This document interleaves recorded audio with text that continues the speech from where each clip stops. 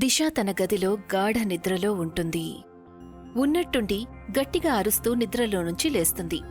దిశ అరుపు విని వాళ్ళమ్మ కనిక పరిగెత్తుకుంటూ గదిలోకి వెళ్తుంది.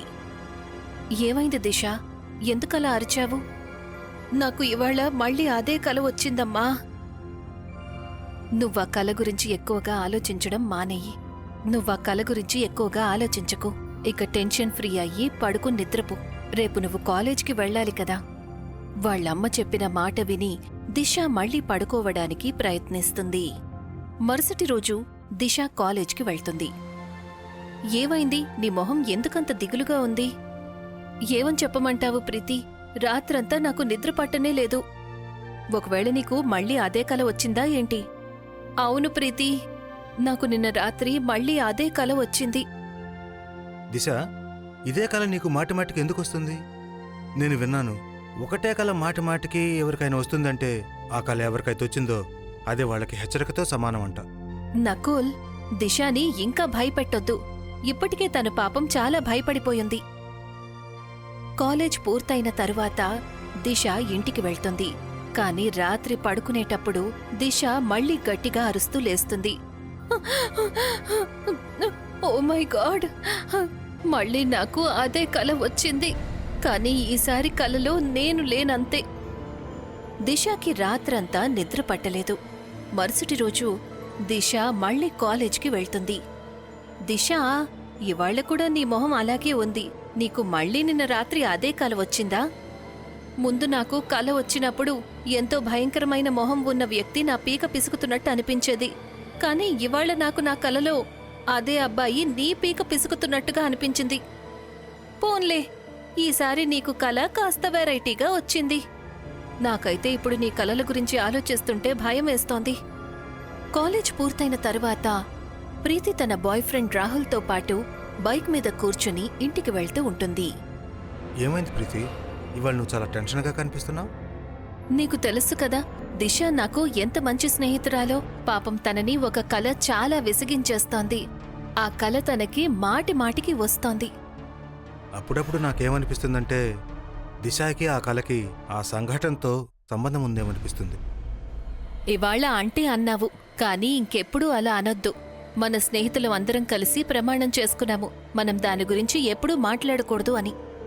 ప్రీతి మాట విన్న తర్వాత రాహుల్ సైలెంట్ అవుతాడు. రాహుల్ ప్రీతిని ఇంటి దగ్గర డ్రాప్ చేసి వెళ్ళిపోతాడు. ప్రీతి తన బెడ్రూంలోకి వెళ్లి పడుకుంటుంది. ఉన్నట్టుండి నిద్రలో ప్రీతికి తన గదిలో చాలా చల్లగా ఉన్నట్టు అనిపిస్తుంది. ప్రీతి ఉన్నట్టుండి నిద్రలేస్తుంది. కాని ఎదురుగా ఉన్న దృశ్యాన్ని చూసి తన కళ్లను తను నమ్మలేకపోతుంది.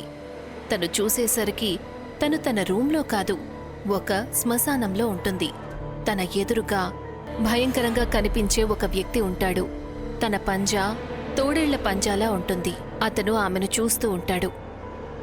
ఎవరు నువ్వు? నేను నా గదిలో పడుకున్నాను కదా, అసలు ఇక్కడికెలా వచ్చాను? ఖచ్చితంగా నేనేదో కల కంటున్నట్టున్నాను. ఇది కల కాదు ప్రీతి, ఇదంతా నిజం. నువ్వు నీ గదిలో లేవు, నువ్విప్పుడు శ్మశానంలో ఉన్నావు. ప్రీతి ఆ శ్మశానాన్ని ఎంతో దీర్ఘంగా చూస్తుంది.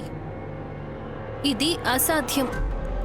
ప్రీతి ఆ మాట అనిందో లేదో, అంతలో ఆ భయంకరమైన మొహమున్న అబ్బాయి మెరుపు వేగంతో ప్రీతి దగ్గరికి వెళ్తాడు. ఉన్నట్టుండి అతను ప్రీతి పీక నొక్కుతాడు. ప్రీతి మొహం చూస్తూ ఉండగానే తెల్లగా మారిపోతుంది. మరుసటి రోజు ఉదయం ప్రీతి శవం తన బెడ్రూంలో దొరుకుతుంది. దిశ తన స్నేహితులతో పాటు ఏడుస్తూ కూర్చుంటుంది. ఇదంతా నా వల్లే జరిగింది. నేనే కలలో చూశాను, ఒక భయంకరమైన మొహం ఉన్న వ్యక్తి ప్రీతి పీక నొక్కుతూ ఉండటం. నాకు నమ్మకం ఉంది, అతనే ప్రీతిని చంపేసుంటాడు. నీకేమైనా పిచ్చి పెట్టిందా దిశ? ప్రీతి తన బెడ్రూంలో చనిపోయింది. నేను ప్రీతి బాడీని చూశాను నకుల్. ఎవరెవరైతే ప్రీతి బాడీని చూశారో వాళ్ళందరూ కూడా ఆశ్చర్యానికి గురయ్యారు. ఆశ్చర్యానికా? కానీ ఎందుకు? ఎందుకంటే ప్రీతి కాళ్లకి మట్టి అంటుకునుంది. నిజానికి ప్రీతి ఏ కాలనీలో అయితే ఉంటుందో అక్కడ ఆ చుట్టుపక్కల ఒక్క పార్కు కూడా లేదు, మట్టి ఉన్న ప్రదేశం కూడా లేదు.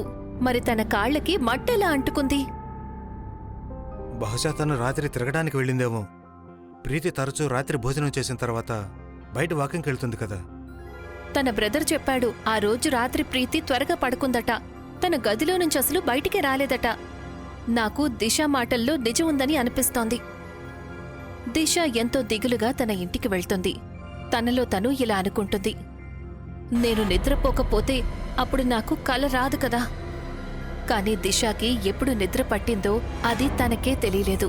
నిద్రలో దిశ మళ్లీ భయంకరమైన కలను చూస్తుంది.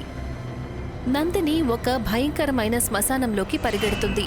ఎంతో భయంకరంగా కనిపించే అబ్బాయి నందిని ఎదురుగా నిలబడతాడు. ఎవరు నువ్వు?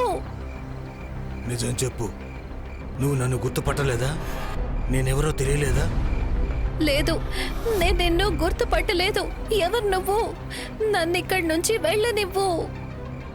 నేను నిన్నిక్కడికి రమ్మనలేదు నందిని. నీ తలరాత నిన్ను ఇక్కడికి తీసుకొచ్చింది. మీ అందరికీ రావద్దని చెప్పాను కదా, నా ప్రేమకు అడ్డుగా రావద్దని చెప్పాను కదా. కానీ మీ స్నేహితులందరూ నా మాట పట్టించుకోలేదు. ఒకవేళ ఇది నువ్వు కాదు కదా? నువ్వు సరిగ్గానే అంచనా వేశావు నందిని. నేను మీ అందరినీ హెచ్చరించాను, ఇవాల్టి రోజు మీది, కానీ నాకు కూడా ఒక రోజు వస్తుంది అని. ఆ రోజు నేను మీ అందరినీ చంపి నా ప్రేమను ఈ ప్రపంచం నుండి దూరంగా తీసుకువెళ్తాను అని. ఆ మాట చెప్పి భయంకరంగా కనిపించే ఆ అబ్బాయి తోడేళ్ల లాంటి తన పంజాతో నందిని పీకను పిసుకుతాడు. నందిని మృతావస్థలో నేల మీద పడిపోతుంది. నందిని నేల మీద పడగానే దిశ కల చెదిరిపోతుంది. దిశ ఆయాసపడుతూ ఊపిరి తీసుకుంటుంది. అంతలో వాళ్ళమ్మ పరిగెత్తుకుంటూ దిశ గదిలోకి వస్తుంది. ఏమైంది? నువ్వు మళ్ళీ అరిచావు? నువ్వు నాతో పాటు డాక్టర్ దగ్గరికి రావాల్సిందే. తను నందినిని చంపేశాడు. నందినిని చంపేశాడు. ఎవరు నందినిని చంపేశారు దిశ? నువ్వసలు ఏం మాట్లాడుతున్నావు? అమ్మా, కొన్ని రోజుల క్రితం నాకు ఒక కల వచ్చింది. ఆ కలలో తను ప్రీతిని చంపేశాడు. ప్రీతి నిజంగానే చనిపోయింది. ఇవాళ నేను కలలో చూశాను, ఆ అబ్బాయి నా స్నేహితురాలు నందినిని చంపేశాడు. నాకు పూర్తి నమ్మకం ఉంది, తను నందినిని కూడా ప్రాణాలతో వదిలిపెట్టడు. కంగారు పడకమ్మా, అదంతా ఒక కల మాత్రమే. నీ స్నేహితురాలి విషయంలో ఏదైతే జరిగిందో అది ఒక యాక్సిడెంట్. అప్పుడే దిశ ఫోన్ రింగ్ అవుతుంది. హలో రాహుల్, ఏమైంది? ఇంత రాత్రి వేళ నువ్వు నాకెందుకు కాల్ చేశావు? అంతా బానే ఉంది కదా? దిశ, నీకొక బ్యాడ్ న్యూస్ చెప్పాలి. త్వరగా చెప్పు రాహుల్, నాకు చాలా కంగారుగా అనిపిస్తోంది. కాసేపటి క్రితం మన స్నేహితురాలు నందిని చనిపోయింది. దిశ, తన కాళ్ళ కూడా మట్టి అంటుకుని ఉంది. ఏమనిపిస్తుందంటే చనిపోయే ముందు తను ఎక్కడికో వెళ్ళినట్లుగా ఉంది.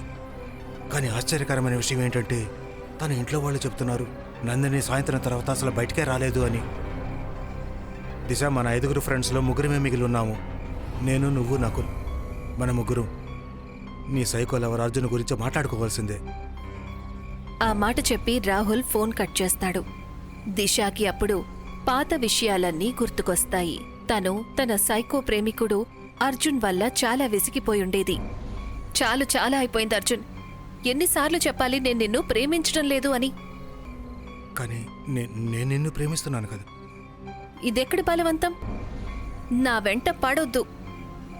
ఇలా చూడు, నేను చనిపోయినా నిన్ను వదిలిపెట్టేదే లేదు. ఏం చేస్తున్నాడు ఆ సైకో? ఎప్పటిలాగా ఒకటే పాట పాడుతున్నాడు, నేను నిన్ను ప్రేమిస్తున్నాను, నేను నిన్ను ప్రేమిస్తున్నాను అని. నువ్వు తన గురించి పోలీసులకి కంప్లైంట్ ఇవ్వడం మంచిది. నువ్వు కూడా ఆ సైకో లవర్ మాటల్ని ఎందుకంత సీరియస్గా తీసుకుంటున్నావు? ఈ సైకో లవర్స్ చాలా పిచ్చివాళ్లలా ఉంటారు. ఎప్పుడు ఏం చేస్తారో ఎవరికీ తెలీదు. ఉన్నట్టుండి అర్జున్ వేగంగా కారు తీసుకొస్తాడు. దిశాని కార్ లోపలికి లాగేస్తాడు. రాహుల్, బండితి, వాడేమైనా గందరగోళం చేస్తాడో ఏమో. రాహుల్ కార్లో స్నేహితులందరూ కూడా కూర్చుంటారు. రాహుల్ అర్జున్ కార్ని వెంబడిస్తూ ఉంటాడు. కాసేపట్లో అర్జున్, దిశ, స్నేహితులందరూ ఒక కొండ ప్రాంతానికి చేరుకుంటారు. దిశాని వదిలే సైకో, నా ప్రేమకు అడ్డు రావద్దు, లేకపోతే దీనికి ఫలితాన్ని మీరందరూ అనుభవించాల్సి వస్తుంది.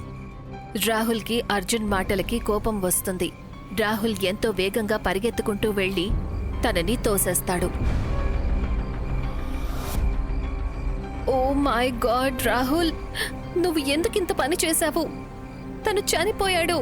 ఇవాళ కాకపోయినా రేపైనా తన శవం ఖచ్చితంగా దొరికిపోతుంది పోలీసులకి. మనందరం దొరికిపోతాం. ఆ పరిస్థితి రానే రాదు. నాకు ఒక శ్మశానం తెలుసు. అది ఎన్నో ఏళ్లుగా మూతబడి ఉంది. మనం ఈ సైకో శవాన్ని వెతికి ఆ శ్మశానంలో పాతి పెడదాం. రాహుల్ ఇంకా తన స్నేహితులందరూ కలిసి అదే పని చేస్తారు. అర్జున్ శవాన్ని ఆ పాత శ్మశానంలో పాతి పెడతారు. మరుసటి రోజు సాయంత్రం వేళ నకుల్, రాహుల్ ఒక రెస్టారెంట్లో కూర్చుని మాట్లాడుకుంటూ ఉంటారు. దిశ, నేను ప్రీతితో అర్జున్ గురించి మాట్లాడే ప్రయత్నం చేశాను. అంటే నీ ఉద్దేశం ఆ సైకో లవర్ గురించా? అతను దిశ వెంట పడుతూనే ఉండేవాడు కదా. అవును, అతని గురించి. కానీ తను చనిపోయాడు కదా. నకుల్, ఆలోచించు. తను చావు తర్వాతనే దిశకి విచిత్రమైన కళలు రావడం మొదలుపెట్టాయి. దాని గురించి నేను ఎంక్వైరీ చేసినప్పుడు ఆ ఎంక్వైరీ ప్రాసెస్లో ఆశ్చర్యాన్ని గురి చేసే కొన్ని విషయాలు బయటపడ్డాయి. అర్జున్ చేతబడి చేసేవాడట. తనకు చేతబడి చేయటం చాలా బాగా వచ్చట. అయితే ఇప్పుడు మనం ఏం చెయ్యాలి? నాకొక తాంత్రిక లేడీ తెలుసు. ఆవిడ మనకు సాయం చేస్తుంది. నకుల్ ఇంకా దిశ రాహుల్తో పాటు తంత్రిక ఇంటికి వెళ్తారు. ఆ నల్లని నీడ నీకు దూరమైనా కూడా నీ నుండి దూరంగా వెళ్లలేకపోతోంది. తను నిన్ను తీసుకువెళ్లే తీరతాడు. నాకు సాయం చెయ్యండి, నాకు చాలా భయంగా ఉంది. ఇదంతా నువ్వు తనని చంపడానికి ముందు ఆలోచించుండాల్సింది. తనని మేము కావాలని చంపలేదు. అది తను పొరపాటున లోయలో పడిపోయాడు. చనిపోయే ముందు తను తన మెడలో ఒక లాకెట్ని వేసుకున్నాడు. నువ్వు శ్మశానంలో నుంచి తన శవాన్ని బయటికి తీసి తన అస్థికల్ని కాల్చాల్సి ఉంటుంది. మీ దగ్గర కేవలం 2 గంటల సమయమే ఉంది. వాళ్ళు ముగ్గురు శ్మశానానికి వెళ్తారు. రాహుల్ ఇంకా నకుల్ పారను తీసుకొని అక్కడ గొయ్యి తవ్వుతారు. కాసేపట్లోనే తన అస్థికలు అందరి ముందు బయటపడతాయి. నకుల్ ఎప్పుడైతే ఆ అస్థికల్ని ముట్టుకుంటాడో అప్పుడు తను ఎంతో వేగంగా గాల్లోకి ఎగురుతాడు. ఒక చెట్టుకి వెళ్లి గుద్దుకుంటాడు. చెట్టు కొమ్మ తన గుండెల్ని చీల్చేస్తుంది. దిశ గట్టిగా అరుస్తూ, రాహుల్, రాహుల్, తను నీ వెనకే నిలబడి ఉన్నాడు. నువ్వేమనుకుంటున్నావు? నువ్వు అంత సులభంగా నా అస్థికలను కాల్చేయగలవనుకున్నావా? తను వెంటనే పదునైన తన పంజాతో రాహుల్ పీకను పిసికేస్తాడు. రాహుల్ ఎంతో గట్టిగా దిశతో, ఆలస్యం చేయొద్దు, తన అస్థికల్ని వెంటనే కాల్చేయి. దిశ ఎంతో వేగంగా ఆ అస్థికల మీద పెట్రోల్ పోసి దానికి నిప్పంటిస్తుంది. రాహుల్ మృతావస్థలో కింద పడిపోయి ఉంటాడు. దిశ సైకో లవర్ పొగగా మారి మాయమైపోతాడు.